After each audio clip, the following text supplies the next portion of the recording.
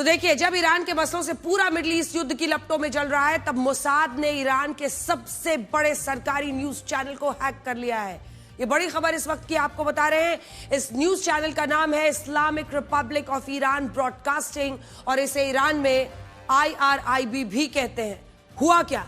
Iran ने खुद बताया है कि पहले इजराइल के लड़ाकू विमानों ने इस न्यूज चैनल की बिल्डिंग पर हमला किया, जिसमें कई पत्रकारों की मौत हो गई और इसके बाद इस न्यूज चैनल को हैक कर लिया गया। और जानते हैं इस न्यूज चैनल को हैक करने के बाद मोसाद के एजेंट्स ने क्या किया है? जिस वक्त ईरान के सरकारी चैनल पर सुप्रीम लीडर अयतुल्लाह खामेनी की मौत की खबर चलनी थी, तब उसी दौरान मोसाद ने इस पर इजराइल के प्रधानमंत्री बेंजामिन नेतन्याहू का एक बयान चलवा दिया, जिसमें वो ये कह रहे थे कि अयतुल्लाह खामेनी का खात्मा ईरान के लोगों की आजादी लेकर आया है और अब आवाम को सड़कों पर निकलना चाहिए। सोचिए, नेतन्याहू का ये पूरा संबोधन राष्ट्रीय चैनल पर ईरान में चलने लगा। इस बीच आपको बता देते हैं, टीवी चैनल पर यह चलाया गया, जिससे आप ये समझ सकते हैं कि इजराइल न सिर्फ ईरान पर हमले कर रहा है, बल्कि वो ईरान के साथ खिलवाड़ एक तरह से कर रहा है। ईरान को समझ ही नहीं आ रहा है कि वो अपने देश को मिसाइलों से बचाए या फिर इन साइबर अटैक से बचाए। देखिए, मोसाद और मोसाद की एक्टिविटीज की चर्चा और अनेक डॉक्यूमेंट्रीज, फिल्में पूरी दुनिया में बनी है, लेकिन वो कैसे किसी सिस्टम को पेनिट्रेट करता है, इन्फिल्ट्रेट करता है, उसमें घुस जाता है, उसके लोग वहां पर पहुंच जाते हैं। और एक बहुत ही प्रचलित वहां पर चुटकुला सुनाया जाता है कि जब ईरानी लोगों ने एक व्यक्ति को हायर किया कि वो मोसाद के व्यक्ति को मारे, तो वो आदमी भी मोसाद का ही निकला और वो दोनों एक हो गए। यही हालत है। मोसाद का पेनिट्रेशन और इन्फिल्ट्रेशन जो है वो किस हद तक है ईरान और फिलिस्तीन में, इसका कोई अंदाजा नहीं लगा सकता। देखिए, ये भी खबरें हैं कि 28 फरवरी को मोसाद ने ईरान में सबसे ज्यादा इस्तेमाल होने वाले एक मोबाइल ऐप को हैक कर लिया था।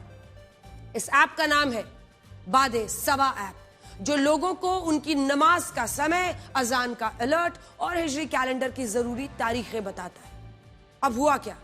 इस ऐप को भी खामेनी की हत्या के बाद मोसाद ने हैक कर लिया और इस पर सभी लोगों को एक नोटिफिकेशन भेजा, जिसमें यह लिखा था कि हेल्प हैज अराइव्ड, यानी मदद पहुंच गई है। माना जा रहा है कि संदेश के जरिए ईरान के लोगों को यह बताया गया कि खामेनी को खत्म कर दिया गया है। अब वो सड़कों पर उतरकर इस्लामिक शासन को उखाड़ फेंक सकते हैं। सोचिए, किसने सोचा था कि ये मोबाइल ऐप्स भी युद्ध में साइकोलॉजिकल वॉर का हिस्सा बनेंगे और इस तरह से किसी देश को युद्ध में सोचने का भी मौका नहीं दिया जाएगा। यही तरीका है मोसाद का। आज एक और बड़ी खबर यह है कि इजराइल और अमेरिका के जिन हमलों में अयतुल्लाह खामेनी की हत्या हुई, उन्हीं हमलों में उनकी 79 साल की पत्नी भी घायल हो गई थी, जिन्हें अस्पताल में इलाज के लिए भर्ती कराया गया था। लेकिन अब अल जजीरा ने बताया है कि खामेनी की पत्नी, उनकी बेटी, उनकी पोती, उनके बेटे की पत्नी, उनके दामाद की भी इजराइल और अमेरिका के हमलों में मौत हो गई है। और इस खबर के बाद ईरान के अलग अलग शहरों में उनकी मौत का शोक मनाया जा रहा है। ये जो आप तस्वीर देख रहे हैं, खामेनी की पत्नी का है, जिनका नाम है मंसूरे खोजस्ते बगर जादे था, जिन्होंने साल 1965 में अयतुल्लाह खामेनी से उस वक्त निकाह किया था जब वो सिर्फ एक मौलवी और विद्रोही थे।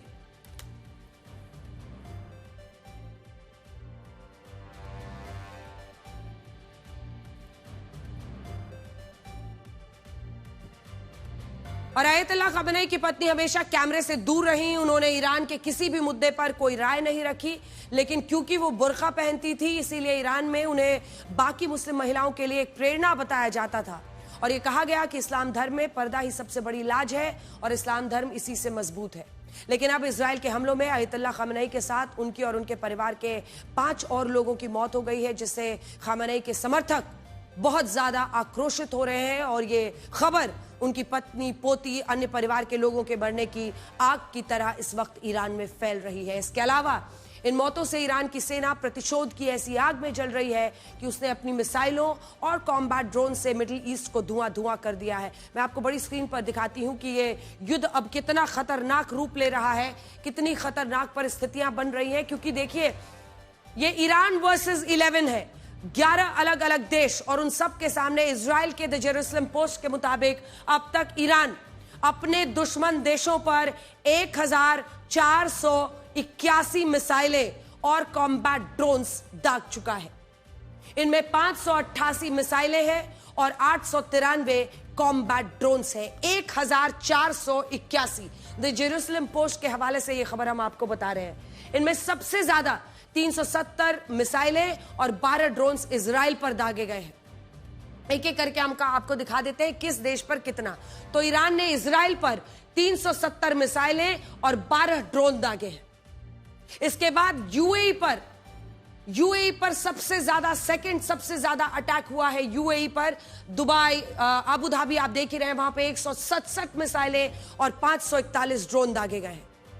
उसके बाद आ जाइए, जो तीसरा सबसे बड़ा हमला वो मिडिल ईस्ट के देशों पे कर रहा है, उसमें है कुवैत में तो एयरपोर्ट पर भी हमला किया है। 97 मिसाइलें, 283 ड्रोन, ये कुवैत पर हमला किया है इजराइल ने। उसके बाद अगला देश दिखा दीजिए, कतर। ये छोटा सा देश जिस पर आप सोचिए 66 मिसाइलें दाग दी है ईरान ने और 12 ड्रोन वहां पर से हमला किया है। और इसके बाद बहरीन, ये भी एक बहुत बेहद छोटा सा देश है, जो लाल हिस्सा आप देख रहे हैं। 61 मिसाइल, 34 ड्रोन बहरीन पर दाग दिया है ईरान ने। ये सारे मुस्लिम देश जिन पर ईरान लगातार हमले कर रहा है। और ये है इराक, जहां पर 7 मिसाइलें दागी हैं, लेकिन वहां पर 60-65% शिया आबादी है, इसलिए वहां पर कम है। लेकिन ये देखिए जॉर्डन में 13 मिसाइलें और 36 ड्रोन यहां भी दाग दिए हैं। तो कुल मिलाकर ईरान लगातार मिडिल ईस्ट के देशों पर हमला कर रहा है। जबकि सीरिया पर 1 मिसाइल गिरी है, ओमान पर 2 ड्रोन से हमला हुआ है। ओमान आप कल्पना नहीं कर सकते हैं। एक सेकेंड, ओमान के बारे में जरा आपको बताते हैं। ओमान और ईरान का ऐसा रिश्ता है जिसमें ईरान के जितने पैसे वाले लोग हैं और ओमान के पैसे वाले लोग हैं, उनका काफी बिजनेस चलता है। ऐसे में ओमान ही वो देश है जो मध्यस्थता कर रहा था। जिनीवा में जब इजराइल और माफ कीजिएगा अमेरिका और ईरान के बीच में बातचीत हो रही थी, तो ओमान ही मध्यस्थता कर रहा था। तब ईरान और अमेरिका के अधिकारी आमने सामने नहीं बैठते थे। ईरान के अधिकारी ओमान के लोगों से बात करते थे, फिर ओमान जाकर अमेरिका से बात करता था, फिर वहां की बातें वो यहां तक लाता था। वो मध्यस्थता कर रहे थे in the true sense. Oman से ऐसा रिश्ता है, लेकिन ओमान पर भी अगर ईरान हमला कर रहा है, अब तो ईरान की ये मिसाइलें इजराइल से भी आगे बढ़कर साइप्रस भी पहुंच गई हैं। अब तक ईरान मिडिल ईस्ट के देशों में अमेरिकी सैन्य ठिकानों को निशाना बना रहा था, लेकिन साइप्रस में उसने ब्रिटिश एयरबेस को ड्रोन हमलों से निशाना बनाकर इस युद्ध की आग को यूरोपीय देशों तक भड़का दिया है। ईरान ने यह हमला आधी रात को किया, जिससे एयरफील्ड को नुकसान हुआ है। और इसके बाद वो चीज हुई जिसकी आशंका पहले दिन से ही जताई जा रही थी कि कहीं अब फ्रांस, जर्मनी, इंग्लैंड इसमें ना कूद जाएं। अब इस युद्ध में यूरोप के 3 बड़े देशों की एंट्री हो गई है। ये 3 देश हैं, ब्रिटेन, फ्रांस और जर्मनी। इन तीनों देशों ने एक संयुक्त बयान जारी करके ये कहा है कि वो इस युद्ध में अमेरिका और उसके सहयोगी देशों का साथ देने के लिए तैयार है। इन देशों ने यह भी कहा है कि ईरान ने उन देशों पर हमला करके बहुत बड़ी गलती की है जो उसके खिलाफ हुई सैन्य कार्रवाई में शामिल ही नहीं थे। इशारा सिर्फ मिडिल ईस्ट के देशों तक नहीं है, यूरोप के देशों पर भी, अगर यूरोपीय बेसिस पर भी हमला हो रहा है, अगर ब्रिटिश बेस पर हमला हो रहा है, इसका सीधा सा मतलब यह है कि अब इस युद्ध में ईरान के खिलाफ 15 देश एकजुट हो गए हैं। यानी अब ईरान वर्सेस 15 है और अब इस युद्ध को रोकना नामुमकिन होता जा रहा है।